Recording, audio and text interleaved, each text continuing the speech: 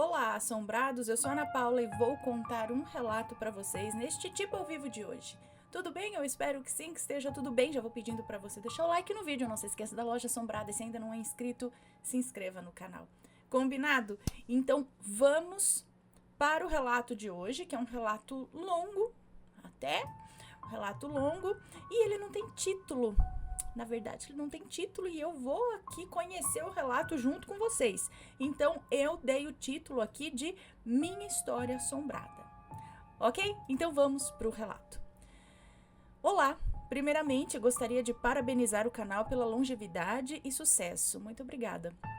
Não sou inscrito do canal por uma escolha individual em ter iniciado um ritual de detox digital, mas sempre lhes acompanho, sem login, para ouvir relato ou assistir algum especial. Confesso que comecei a acompanhar os relatos que você conta há pouco mais de um mês, mas me senti hipnotizado pela veemência e sinceridade que a maioria dos relatos tem. É isso aí. Prólogo. Sinto que teremos uma boa escrita por aqui. Prólogo. Este relato é o desfecho de uma série de eventos. É um moço que nos conta, tá? Este relato é o desfecho de uma série de eventos que se estenderam por 4 anos na minha família. A minha história não passa perto de ser trágica, porém, durante a digitação, tentei expor de maneira clara e coesa a sucessão de eventos reais e humanos dos dificilmente explicável, enfim, não sei.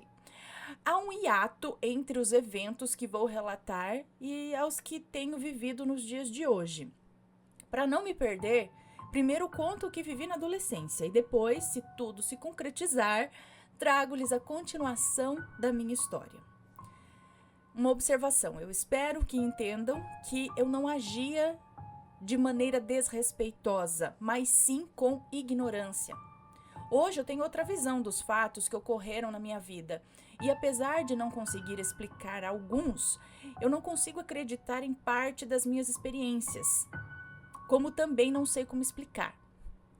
Eu tenho 4 irmãos e cresci dentro de uma família com tradição católica. Todos os domingos o meu pai fazia questão de nos levar à confraternização do grupo São Vicente de Paulo à missa, né? Do grupo São Vicente de Paulo e a missa. Minha noção acerca do sobrenatural era zero e apenas acreditava na história que era contada pela igreja. Mitos da quaresma, casas assombradas, porém vivia sem discutir esses assuntos. Aliás, quando criança, a única coisa que povoava o meu imaginário acerca do assombrado foi uma história que aconteceu com um comerciante do meu distrito. Em 2002, quando eu tinha 11 anos, eu ouvi a história do dono de uma mercearia do distrito em que eu nasci sobre algo peludo que o seguiu na estrada à noite. Ele contou que dirigia sentido à cidade, próximo da meia-noite.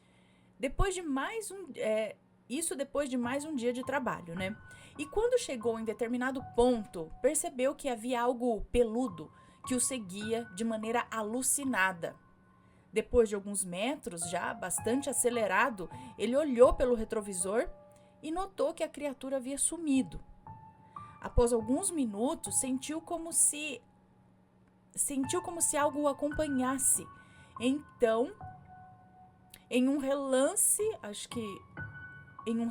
no retrovisor, olhou de relance no retrovisor e viu aquela coisa peluda pendurada do lado de fora de sua caminhonete, na porta. Ele chorou e fez xixi nas calças, inclusive, de medo. Quando sentiu seu peito afundando no banco e a visão turva, algo inusitado aconteceu. O sinal eletrônico do rádio, marcando a meia-noite, afugentou a criatura. Tipo assim, a hora que deu meia-noite, a criatura foi embora? É isso? O sinal eletrônico do rádio, marcando a meia-noite, afugentou a criatura.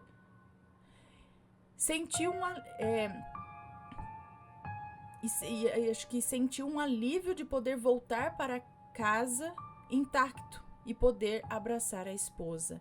Bom, essa foi a primeira história que eu ouvi com algo diferente do que está na Bíblia. Mas o meu relato mesmo ainda não começou, tá? Bom, um novo janeiro. Em 2004, quando eu estava com 13 anos, o meu pai havia aceitado um emprego novo para trabalhar na contabilidade de uma siderúrgica na cidade de Sete Lagoas, a 33 quilômetros de onde nasci. Minha cidade natal, Pedro Leopoldo, famosa por ser a terra natal de Chico Xavier, ainda era uma cidade modesta e nem ao menos era considerada a cidade dormitório de BH, né, de Belo Horizonte, Minas Gerais. Nos mudamos no fim de janeiro, entre o dia 19 e dia 23. Lembro-me que havia um ar de esperança e prosperidade, uma vez que o meu pai já estava quase se graduando na faculdade. O emprego novo permitiria um aumento significativo em seu holerite e finalmente mudaríamos o nosso estilo de vida bastante modesto e regrado. Vejam, havia 6 pessoas na casa para comer. As coisas eram difíceis com apenas uma pessoa trabalhando. Importante ressaltar que o casamento dos meus pais era bastante conturbado também, marcado por ciúmes, desconfiança, infidelidade, por aí vai. As brigas não eram raras, mas a intensidade que isso ocorria era baixa. A casa que fomos morar era geminada e localizada em uma região agradável, de vizinhança amiga. Havia particularidades na casa que chamavam a atenção na entrada. Grades de cor bege e pontudas, jardim na entrada de 10 metros quadrados, uma porta frontal que rangia absurdamente, piso cor de areia desgastado, escada de granito que dava acesso aos quartos e banheiros, a pequena rachadura entre a divisa das paredes e o teto da cozinha, venezianas brancas nas paredes, a sacada no quarto da minha irmã que dava vista para a rua. Enfim, o fato da casa ser geminada era algo novo para nós. Nunca havíamos visto algo assim. E precisou que alguém desenhasse para que eu tivesse dimensão do que se tratava. Sendo a casa geminada, necessariamente havia outra casa colada à nossa. Nela morava um simpático casal que tinha um filho de 3 anos. No decorrer dos dias, tudo fluía normalmente, sem grandes intercorrências familiares. Até que um dia, algo que eu nunca vou esquecer, aconteceu, né? Minha mãe deu um tapa na cara do meu irmão do meio. Eu não sei explicar como tudo se iniciou. No entanto, assim que ela desceu a mão, as lágrimas vieram aos seus olhos. Ela arrependeu-se de imediato de ter feito isso. Bom, são subtítulos aqui, ó. O primeiro contato. Alguns meses depois, notamos que o casamento dos meus pais estava ainda mais desgastado e truculento. Mesmo quando eles estavam bem, era notório a necessidade do meu pai vociferar ou insultar a minha mãe com situações triviais do dia a dia que poderiam ser relevadas. Tudo bem que o casamento dos dois já era conturbado, mas o cenário era de guerra. Tudo começou a mudar a partir do dia em que a minha mãe não conseguiu dormir. Num dia qualquer da semana, acordo e vejo minha mãe na porta conversando com a vizinha sobre algo que ela poderia... Me desculpe. Vejo minha mãe na porta conversando com a vizinha sobre algo que ela poderia ter visto de madrugada. Não estava claro sobre o que era, no entanto, consegui ouvir a palavra armário, entre outras coisas que ela pontuava enquanto contava o que ocorreu.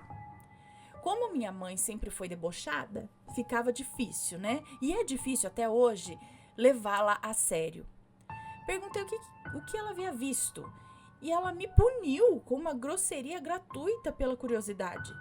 Porém, depois de me dar a má resposta, se sentiu à vontade para contar.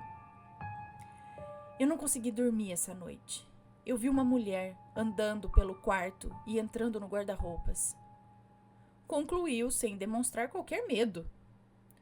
Era novo, eu nunca havia tido contato com esse tipo de coisa, mas presumia que fosse coisa da cabeça dela, né? A verdade é que minha mãe, por muito tempo, foi tratada como louca pelo meu pai, o que afetava, por influência dele, o nosso julgamento também em relação a ela. Infelizmente.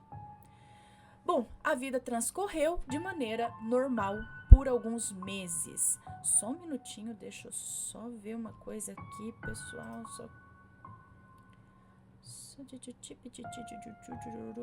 Aqui, pronto. Aonde eu tô? Eu voltei. Beleza, agora cheguei aqui.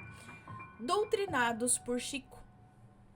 No ano seguinte, 2005, as coisas seguiam ladeira abaixo no casamento dos meus pais. Além disso, uma forte depressão acometeu minha mãe, o que marcou muito aquele ano. Àquela altura, não sei se há alguma relação com o que minha mãe viu e o que o meu pai fazia com ela também, né? Mas é certo que ela estava cada dia mais sem vontade, sem ânimo para fazer as coisas. Assistir a minha mãe naqueles dias era como ver alguém caindo dentro de um poço estreito com água encobrindo até os limites do que se pode suportar. A depressão é silenciosa, como as intempéries da natureza. Você é capaz de acompanhar as mudanças que ela causa, contudo, nada pode fazer para frear. É uma força invisível que obriga a pessoa a enfiar o rosto no fundo de um sofá sem perspectiva, sem vontades. Para tentar algo diferente, o meu pai decidiu frequentar um local de orações e reuniões espíritas. Depois de algumas reuniões, ele resolveu levar a minha mãe para ajudar em seu tratamento. De início, parecia que o tratamento nas reuniões não fazia efeito, o que fez minha mãe desistir de frequentar essas reuniões. A cura não viria então pela fé. Uma moça começou a frequentar a nossa casa para conversar com a minha mãe. Ela também frequentava o centro espírita e tentava dar um pouco de disposição à minha mãe, o que se fez efetivo. Pouco sabia sobre o centro, pois eu não o frequentei. Porém, tive colegas de rua que também participavam das reuniões e tentavam me incentivar a participar também. Eu, é claro, nunca participei. Meu ceticismo já era forte, mesmo frequentando a igreja. Nossos vizinhos não causavam qualquer incômodo, porém, ao menos uma vez na semana ouvíamos barulho de gente correndo pelas casas, ouvíamos gente correndo pelas escadas ou corredores, eu não sei. Eu lembro-me de ouvir claramente, durante a madrugada, alguém subir as escadas, abrir a porta e batê-la com força. Havia raiva naquilo, nessa bateção de porta. Isso acho que ocorria na casa geminada ali no vizinho, é isso? Começamos a nos perguntar se eles tinham problemas domésticos ou se eram apenas pessoas noturnas, o que não aparentava. Como as casas dividiam o mesmo muro, quando íamos para a sacada, praticamente ficávamos do lado uns dos outros ali, e isso facilitava bastante as nossas conversas com os vizinhos. De curiosidade, a minha irmã perguntou sobre os barulhos e a correria no corredor. Porém, a vizinha disse que também ouvia e que atribuía esses sons a nós, por sermos uma família grande. O ano se passava lentamente enquanto vivíamos nossas vidas de maneira pacata e sem nos preocuparmos. Então, os vizinhos escutavam os barulhos e achavam que eram eles, e eles escutavam os barulhos e achavam que era o vizinho. Epa! Mas então onde que estava acontecendo isso? Mateus capítulo 12, versículos do 43 ao 46. Já era 2006 e era evidente que o casamento dos meus pais não duraria muito tempo. No meio do ano, pouco antes da Copa do Mundo, meu pai foi para Pernambuco. Lá ele daria treinamento para uma nova filial da siderúrgica que ele trabalhava. A despedida foi melancólica e parecia que nunca mais voltaria.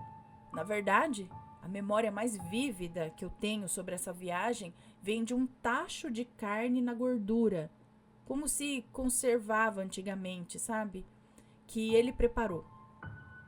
Em uma sexta-feira qualquer do mês de outubro, eu e meu irmão do meio almoçamos assim que chegamos da escola e esperamos dar 13h para irmos à casa de um amigo para jogarmos Super Nintendo a tarde inteira. Bons tempos. Minha mãe e minha irmã foram em casa para arrumarem as unhas com a... Eu não lembro se ele falou que os nomes estão trocados, mas enfim. Com a fulana. A mesma moça que convencera minha mãe a frequentar o centro espírita. Não era novidade que essa moça passasse mal quando frequentava o centro. Todavia, sempre me pareceu que essas coisas fossem controladas. Enquanto a fulana trabalhava nas unhas, a minha mãe começou a notar algo estranho nela. Era como se ela estivesse nauseada. Alguns minutos depois, a minha mãe contou que a fulana havia deitado a cabeça em cima de um dos braços, se apoiando na mesa da cozinha. Minha mãe ficou preocupada e começou a chamá-la. Fulana, fulana, cutucava a moça enquanto falava e, de repente, não tem fulana aqui, respondeu a moça. Minha mãe gelou enquanto a minha irmã, que já é branca, ficou pálida. Além de chorar, ela não conseguia dizer nada. Minha mãe tentou conversar com aquela alma ou entidade. Não é fulana? Quem tá aí, então? A moça respondeu rindo que não diria o nome e emendou. Essa casa é minha. Saiam da minha casa!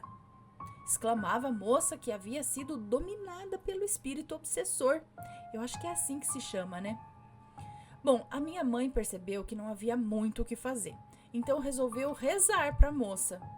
Não sei exatamente como ou de onde. Porém ela conseguiu um terço e chamou a minha irmã para rezar para a moça. Ambas colocaram o terço em cima da mesa para rezar e a moça continuava rindo, até que o terço voou para longe. Minha mãe percebeu que não teria como resolver a situação e pediu para minha irmã que chamasse o pai da moça para ajudar. Porém, logo se deu conta que a minha irmã estava paralisada e apenas chorava com a situação. Sendo assim, ela saiu para chamar o pai da moça. Quando chegaram, a moça havia desmaiado sobre a mesa e a minha irmã estava na sala, sentada no sofá, chorando. Minha mãe tinha certeza que era a mesma pessoa que ela havia visto entrando no guarda-roupas. Não acreditei nessa história, porém, a minha vez também chegaria. Ah, lembra, ela viu a mulher entrando no guarda-roupa e agora essa amiga que era espírita e médium, provavelmente, acabou que o espírito apareceu ali para falar para sair da casa. Ok. Não procure com as mãos, nunca. Em 2007, e um problema conjugal provocado pelo meu pai, acho que era 2007, quando um problema conjugal provocado pelo meu pai findou no término do casamento deles. Eu não quero entrar neste detalhe, mas eles se reconciliaram 3 anos depois. A boa notícia desse ano foi a gravidez da minha mãe, que daria à luz no ano seguinte ao meu irmão mais novo. Ele foi a salvação da minha mãe para um quadro gravíssimo de depressão que o meu pai a jogou. Nada de sobrenatural havia acontecido naquele ano, até então. Talvez a única novidade tenha sido os pequenos surtos da minha irmã e a debandada do meu pai para viver com a moça pivô da separação, poucos quilômetros de onde morávamos. Outra separação dentro da minha família foi a do meu irmão mais velho, que decidiu morar com a minha tia em nossa cidade natal. As coisas começavam a ficar difíceis. Minha mãe é extremamente difícil de se conviver e nunca teve uma relação saudável com a minha irmã. Em certa ocasião, nesse mesmo ano, ela decidiu que iria jogar cartas com a cigana para encontrar o meu pai. Não sei como funcionam os canais de comunicação com o outro mundo ou se estes possuem alguma falha. Minha mãe não obteve êxito. No entanto, surpreendentemente, ela disse coisas sobre a minha irmã que realmente coincidiram. Eu tenho certeza que foi uma surpresa para minha mãe. A minha mãe era a única que gostava de tocar no assunto sobrenatural e falar sobre espíritos lá em casa. Parecia ter simpatia, mas não blasfemava. Parecia que ela tinha simpatia por isso, é isso? Mas não blasfemava. A minha mãe era sábia. Não existe isso de espírito. Da onde que veio essa frase, eu não entendi. Minha mãe era sábia. Não existe isso de espírito. Em junho desse mesmo ano, um professor substituto apareceu na escola. Ou isso talvez fosse um subtítulo também, só que não ficou em negrito, talvez. Bom, talvez seja isso. Então, não existe espírito. Em junho desse mesmo ano, um professor substituto apareceu na escola. Como ele era novo, acabei pegando um pouco de amizade. Vou chamá-lo aqui de Marcos. Agora sim, acho que é um nome fictício, né? Pois eu não me lembro do nome. É por isso. Marcos era substituto de história e aparentava ter sido apenas um paga-lanche que sobreviveu à escola. Um paga-lanche que sobreviveu à escola. E durante as nossas conversas, percebi que ele tinha uma queda, assim, pelo sobrenatural, o que só reforça as minhas suspeitas iniciais. Depois de algumas conversas, engrenei a conversa sobre o que acontecia na minha casa, o que o deixou excitado. Era como se o cara vivesse em busca de vivenciar essas coisas. Conforme a conversa fluía, ele se mostrava cada vez mais interessado na minha história e na minha vida. Alguns amigos meus naquela época também gostavam das histórias e sempre colocavam pilha para que eu dissesse mais sobre a casa. Até que um dia, como quem anunciasse uma grande revelação, nos confessou que era médium. Eu gelei. Não existe isso de espírito. Eu sempre dizia quando alguém dava explicações sobrenaturais para um ocorrido. Eu evitava ao máximo esse tipo de situação, até por ceticismo, mas deixei as minhas convicções de lado e perguntei como eram as suas inserções ao plano espiritual. Marcos então contou um pouco sobre a força das pedras, sonhos e viagens astrais, imersões a vidas passadas, etc. e tal. Entendam, eu sou realmente muito cético acerca de coisas que aconteceram e que acontecem na minha vida, mesmo hoje. De maneira que eu evitava muito mais pelo desgaste que pelo medo. Se você não tem medo, faça. Bom, Marcos, então, me desafia a fazer a famosa regressão, que foi sumariamente aceita por mim. No dia combinado, eu e meus colegas, que também foram convidados, subimos para a casa do Marcos para realizar a tal da regressão espiritual. No meio do caminho, meu telefone toca. Era minha prima dizendo que meu avô morreu. Ok, vou ligar para minha mãe avisando, respondi. Encerrei a ligação desnorteado.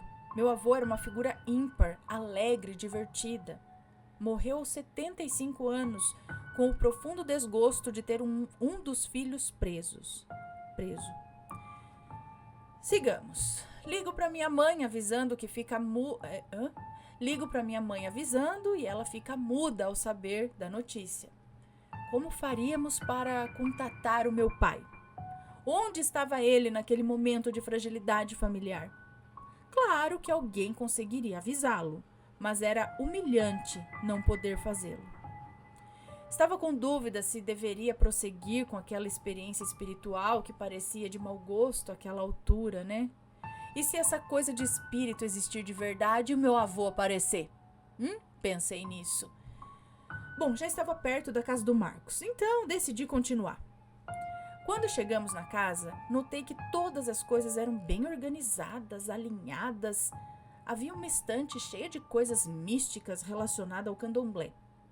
Havia uma estante cinza de metal com várias prateleiras cheias de pequenas figuras e tinha um pequeno jardim de frente para a sala de regressão. Bem conservado, bonito. A cadeira do lado de fora era própria para 2 pessoas se assentarem, porém não havia clima para conversa. Era como estar num local inapropriado.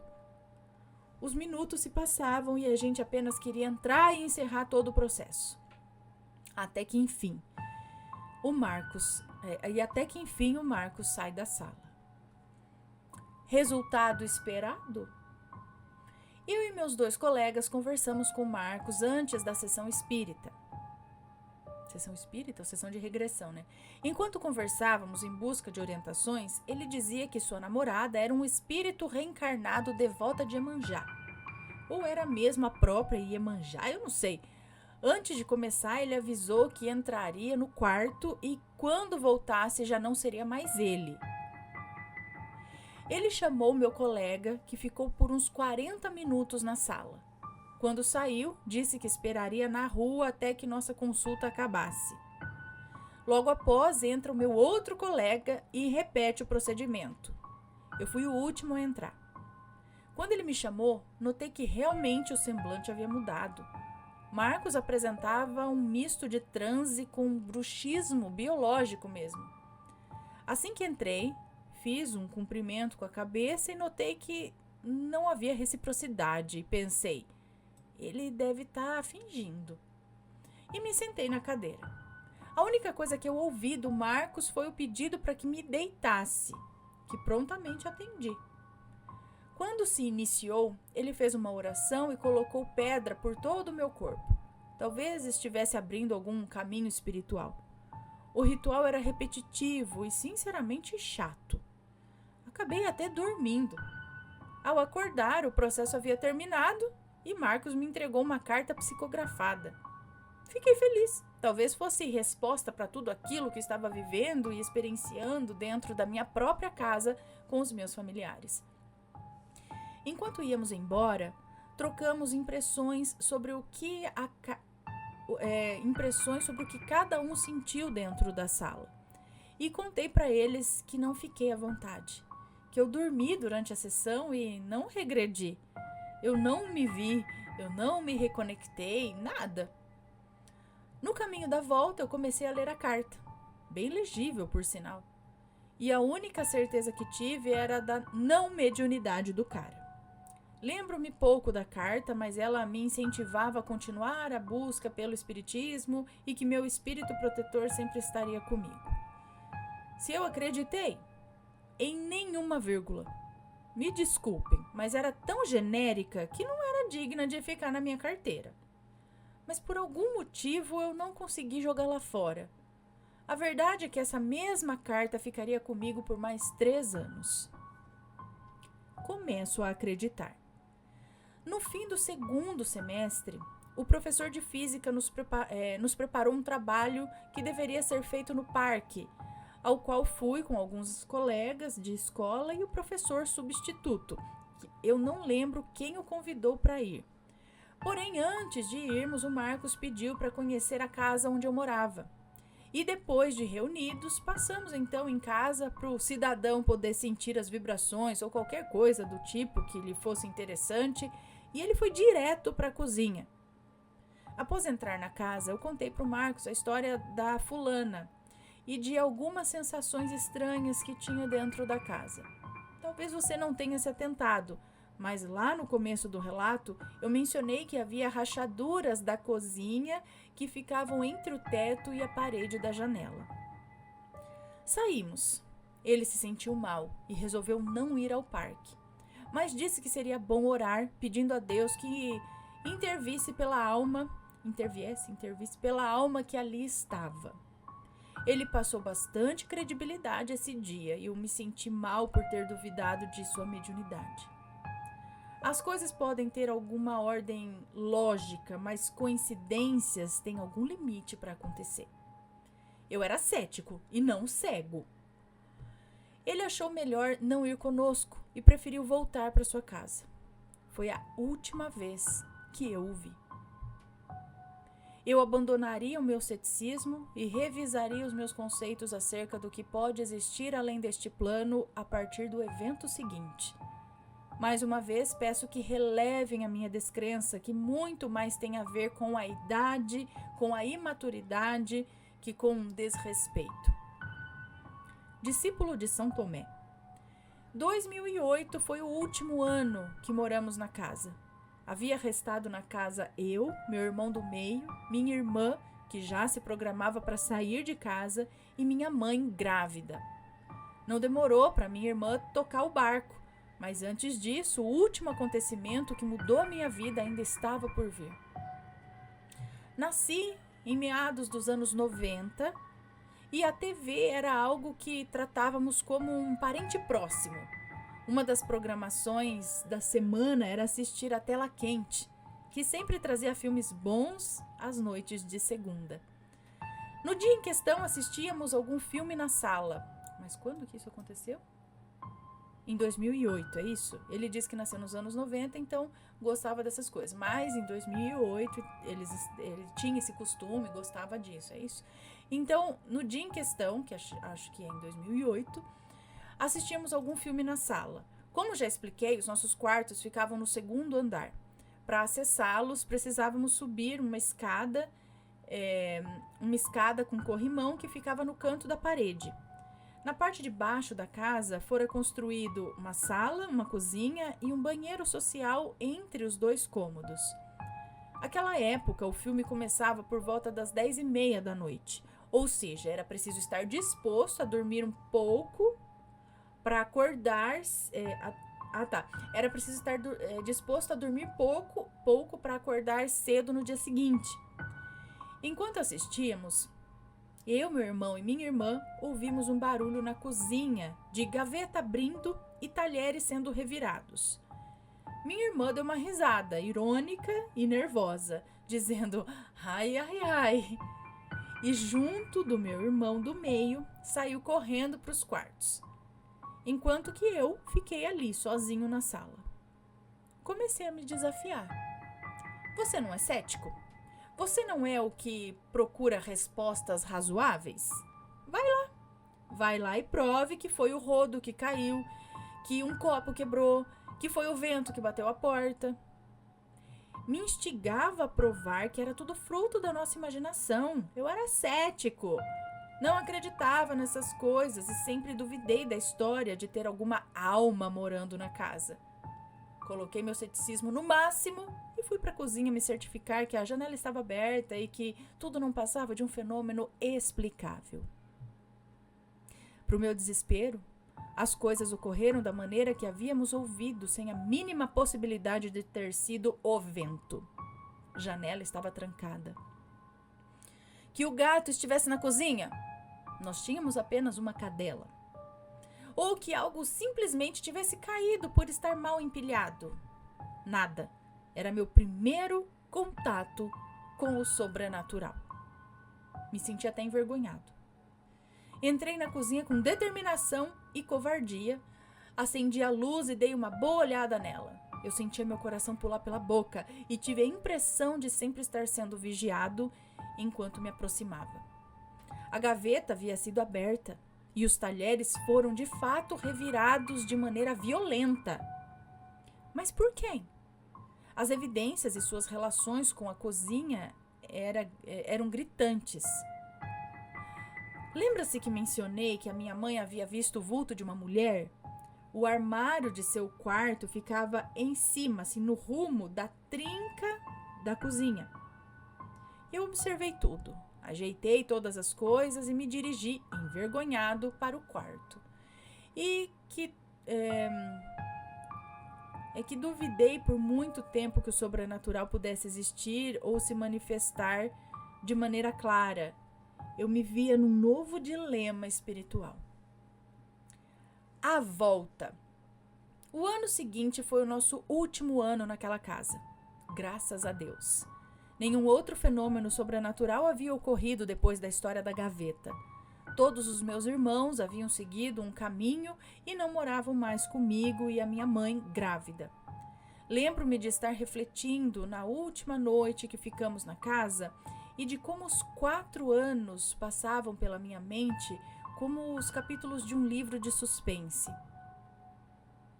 Eu, minha mãe e meu irmão mais novo voltamos a morar em Pedro Leopoldo, justamente em uma casa onde uma mulher havia sido...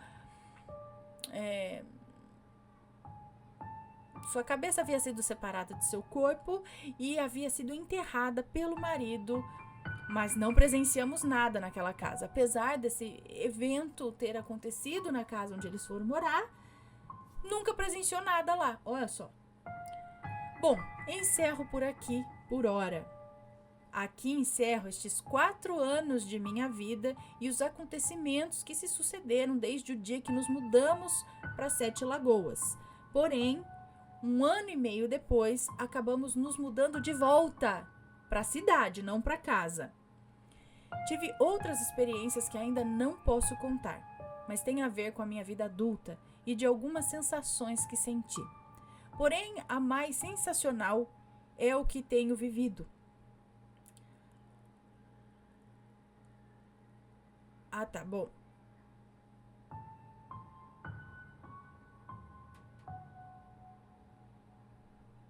Enfim, essa parte agora é só pra mim, mas aí ele termina dizendo que caso outras coisas, caso mais alguma coisa aconteça, enfim, ele volta para contar o resto da história. Muito obrigado pelo espaço, sucesso sempre. Um beijo para você, muito obrigada. Então tem alguma coisa, ou tinha alguma coisa naquela casa, né? Tinha aí o espírito de uma mulher, talvez a mesma que tenha dito sai da minha casa, né? Aquela coisa, o espírito ainda tá apegado lá e acha que a casa é dela, vai criar um rebuliço ali de alguma forma, conforme ela pode. Você disse que os pais brigaram, não sei se pode ter influência né, nisso, ou dele ter saído de casa, nisso eu não sei. Talvez a situação já existia e alguma coisa pode ter piorado, talvez, não sei. Mas assim, ela vê a mulher, né, o rapaz, por que foi a última vez que você viu o professor? Ele, tipo, não foi mais dar aula, sumiu? O que aconteceu com ele depois que ele foi na sua casa? O cara sumiu, assim, você nunca mais o viu, é isso? Bom, coisas de casas assombradas, mas existe um mistério nessa casa, né? A gente gostaria de saber mais coisas. Apesar que a casa, eu acho que ele não voltou mais, né? Ele voltou depois para a cidade. Bom, estaremos aguardando se tiver mais histórias assombradas a respeito disso. E você, já viveu em alguma casa assombrada? O que será que acontecia ali, né? Os vizinhos, os sons, as coisas que eles ouviam, eram fantasmas, eram poltergeist, era algo da própria mente deles mexendo em alguma coisa ali, era outra dimensão? Não sei, deixem as suas opiniões sempre com respeito, por favor. E se já passou por uma experiência parecida, conta aqui pra gente. Um beijo pra você e a gente se vê no próximo relato. Fui, tchau, tchau.